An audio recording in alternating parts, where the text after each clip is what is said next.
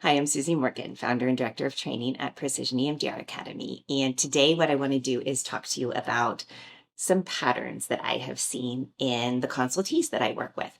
Now, I've been a consultant for 15 years and have been doing EMDR for over 20, I think it's 21 at this point. And ultimately, I've seen patterns. What that means is that it's not the therapist, it's not the clinicians who are coming in for consultation. It's actually what's missing in the trainings. And that's actually a large amount of why Precision EMDR Academy exists in the first place, is because I started to see patterns in the missing pieces in the areas that my consultees struggled with. And so we developed out a program that really focused on readiness, really focused on target sequence planning, and then also really focused on how to learn the procedures of EMDR therapy, the standard basic ones, but then also the complex ones in ways that are not just here's follow the script, here's follow the steps, but actually here's why. Here's the why between what you're doing, but also here's the what in very, very clear terms, because ultimately that's what's necessary. We have to go home from these trainings and be able to implement effectively with our clients. So there's three things that I have seen. Now I've seen a lot of different things, but for today's video, I just pulled three that I've seen so many times that I think it's worth making a video just about these three. And they can seem kind of random, but they hit on those three elements of, readiness, target sequence planning, and then also the aspect of just how do you do standard protocol effectively. So the first, we're going to talk about dissociation, screening for dissociation. Secondly, we're going to talk about feeder memories, why they matter, why target sequence planning matters when it comes to feeder memories specifically. And then thirdly, we're going to talk about activating a target in the assessment phase and some critical aspects that you need to know there. So starting with that first component, readiness, and specifically screening for dissociation. So why did that even get on my radar? Well, over and over and over again, what I noticed with my consultees is that they would come in and they would talk about their stuck places. They would talk about where something went sideways. Now, these are people who are really trying, they're wanting to be excellent. I am not the cheapest person to learn from. So when someone chooses to come to consultation with me, they're saying like, I'm investing. And so the fact that my consultees were struggling with these things wasn't because they weren't studying up, wasn't because they weren't reading every little jot and tittle of their manual and reading everything they could. It was simply that these things were not being taught. And so what was happening was they were running into a series of obstacles that I started to see were very patterned. And they were things that had they had sort of eyes to see readiness up front, they would have been able to say, okay, like I saw this in complex, I saw this in container, or I saw this in my dissociation screening. And therefore I wouldn't be here now. I could have done some front loading to prepare for this and not ended up in the woods. So dissociation was actually something that came on my radar even before I was knowing I needed to help my consultees with it. My own experiences definitely informed how much I think it's critical that we have a clear rubric for screening that is beyond how we're typically trained. So I was trained, 20 years ago when I was trained, 21 years ago when I was trained, it was use the DES. Exactly how it's trained a lot now in a lot of the big box or, gold standard type EMDR trainings. And I didn't get any guidance on what I do with that information. It was just, if there's a high score, then you need to kind of slow your roll. It's ultimately not that helpful because what I know now is dissociation is a spectrum of symptoms.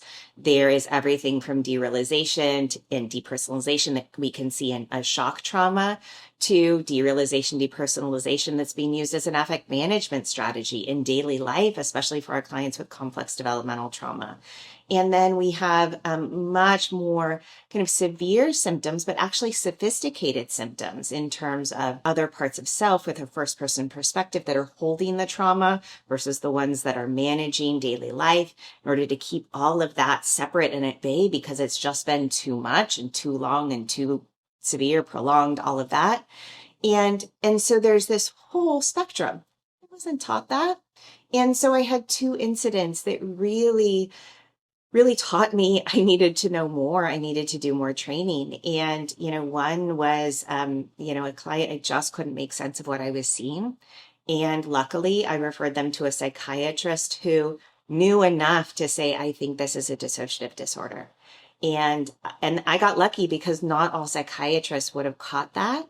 But in that case, it made me take a second look and it made me seek a consultant right then and there. And then in another instance, I hadn't been taught you need to screen for dissociation before you begin any bilateral whatsoever. So I'm, going right along, doing my calm place, doing my container. And my client ends up using the container and actually containering a part of self. And that created a lot of distress. And ultimately, it scared me as well because I didn't know what was happening. And so because of those two situations I dug deep. I went to all sorts of trainings. At that point you had to fly all over the country if you wanted to do something. So for a long time, I think it was like a year, 2 years at least, as much as I could, every month or two, I was flying to another training with another expert across the US so that I could get the depth of understanding that I needed. Ultimately, I ended up consulting with Dolores Mascara, who's in Spain, and as you probably know, is one of, really the leading expert in dissociation and EMDR, and talking to her about how I could better assess for dissociation. And as a result, we went through the mid together, and I said, can you help me pull out what would be the questions that, that I should be interviewing here for? Because, Dolores, you can walk in the room and you can sense immediately from what your client is showing you and how they're saying things that you're seeing signs of a dissociative disorder. And I don't know how to do that. So we went through the MID, and ultimately it led to creating this actually really structured interview that we actually use in our basic trainings as well as our, all of our advanced trainings at Precision, taking those aspects from the mid that are about that whole spectrum of the types of dissociative symptoms that you can, and knowing how to meaningfully screen for it.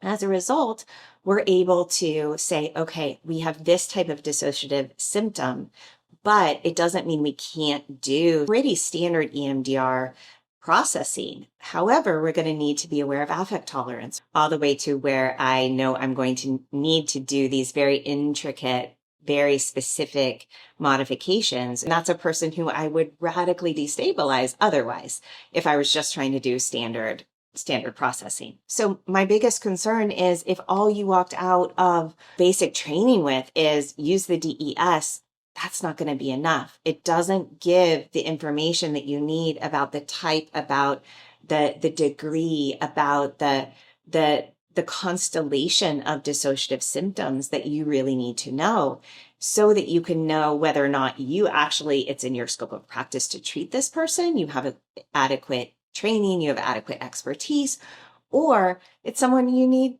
to refer out, even if you'd love to be able to treat them.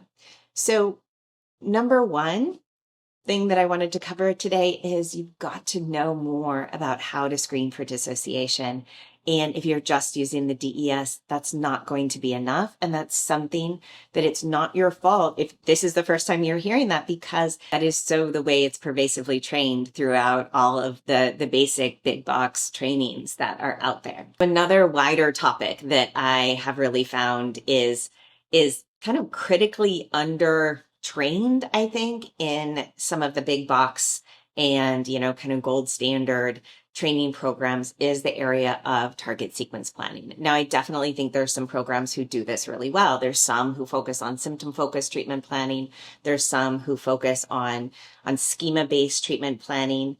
And then there's some where it's just take the top 10 worst memories and just, and they call that target sequence planning. Or there, is the float back model where it's what do you want to work on today? And then you do a float back and you sort of fill that in with what are some other potentially related memories, and that's your target sequence plan.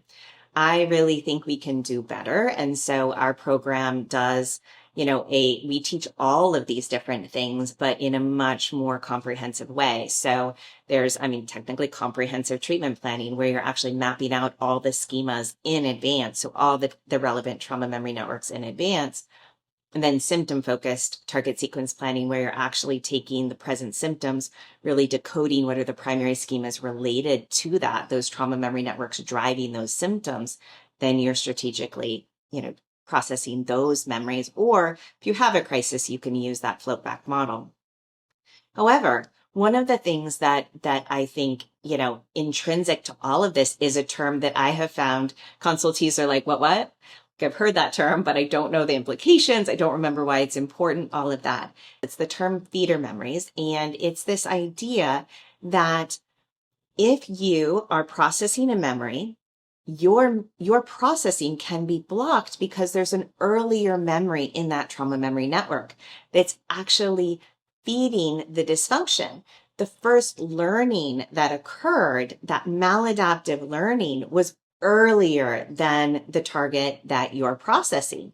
And so what happens is that you have to set aside what you're processing, go back and process that feeder memory. And so what I found is that the way that's often handled in trainings is just, okay, that might block your processing. And so then you just go ahead and you do that, versus really focusing on this idea that the AIP model teaches us that if we process the root first, then we do the worst and the other past, present triggers, future templates, it's going to be more efficient and more effective, because what we're looking at is ultimately a learning theory. And if we can treat the learning that happened at the very beginning, when that thing got off course, when it got misinterpreted by the brain, when the meaning got distorted of the incident, where it's my fault, I'm not safe in this world, I'm worthless, I'm whatever it is. And then the brain said, yep, I'm just going to add on to that, with, interpreting experiences through that lens and then take those as supporting evidence. It makes so much sense that we go back to the origin first. And yet, so many times in this sort of messier target sequence planning, where it's just take whatever random top tens, or also another one that says, well, take the low hanging fruit, take something that's easier to process, jump into something that's an adult memory, because maybe that'll be easier for our client to process than an earlier memory. What ends up happening is we just don't make a lot of progress up here because all of this is in the way. Or we end up just taking forever to process that memory, when we could have been far more efficient if we had processed what was originally causing the dysfunction in the first place, because it's feeding the dysfunction of whatever we're processing if it's later in life. And so one of the key aspects that I emphasize in our precision EMDR methodology is, if at all possible, go back to the root first. And when we're dealing with complex developmental trauma, don't just think simplistically in terms of first, worst, other, past, but really think about this concept of feeder memories. What do we need to clear first so we have less that is feeding the dysfunction later on? So when we have these clients with complex developmental trauma, it really helps if we can clear childhood first and then move on to adult memories, even if those adult memories are really severe, because they fall a lot faster if we've cleared that original learning. So I really encourage my consultees and my trainees and in our basic training to be thinking about first in childhood, worst in childhood, other past in childhood, then moving on to worst in adulthood and other past in adulthood before present triggers and future templates. Because in doing so, things move so much more efficiently. And we don't get waylaid because something blocked us because there was a feeder memory in the way. Now, I know someone who's listening to this could be up in arms, like, no, that's so hard to do because, the childhood memories are so tender and there's so much there. And so that's a different problem to solve for a different talk. But ultimately, if we're doing attachment repair, if we're repairing the attachment system while we're processing those early memories, then that also can go a lot smoother and provide really amazing, robust change for the client's attachment patterns and all of that. So there's ways to do this without constantly having to wrestle with the inefficiency or the interference of unprocessed feeder memories if we really look at this in a much more strategic way. So then, last but not least, this is another thing that I have seen come up again and again, and actually it occurred recently in a group consultation. Consultees who are really, they're go-getters, like they are driven to know this stuff really, really well, but all of them had trained at, the same kind of, again, big box traditional training program, and they all had the same understanding. So I can't imagine that it's them. It's had to do with this idea of how do you manage the assessment phase? How do you light up a trauma memory for reprocessing? And the key misunderstanding was, possibly Francine Shapiro's original responsibility in naming the assessment phase, because it emphasizes the idea that we are just gathering information there and we're getting baseline scores, not the idea that phase right there is the key to memory reconsolidation being possible in the first place. We have to have activation, not just baseline scores. We have to activate that memory, and that's what those series of questions are for. Sure, they gather information, but ultimately what they do is they activate all of the ways in which the human stores a memory, or not stores a memory, but that holds a memory.